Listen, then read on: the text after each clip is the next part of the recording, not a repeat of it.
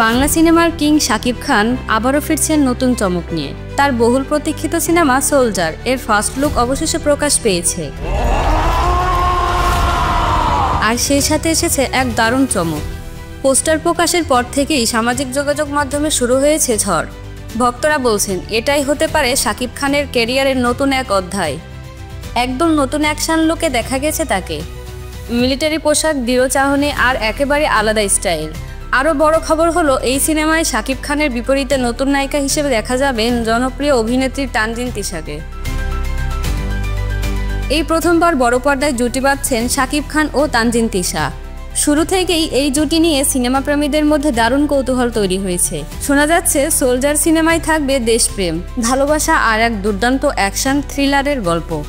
সিনেমাটি পরিচালনা করছেন দেশের নামকরা নির্মাতা শাকিব ফাহাদ, আর এই শুটিং শুরু হতে যাচ্ছে খুব শীঘ্রই। শাকিব খান বর্তমানে তার ফিটনেস ও চরিত্রের প্রস্তুতিতে ব্যস্ত। অন্যদিকে তানজিন তিশাও দিচ্ছেন নিজের সেরাটা এই নতুন জার্নিতে। তোমরা কি প্রস্তুত শাকিব তিশা জুটির সোলজার ঝড় দেখতে? কমেন্টে জানাও তোমার মতামত। আর নতুন আপডেট পেতে চ্যানেলটি সাবস্ক্রাইব করতে ভুলবেন না। আল্লাহ হাফেজ।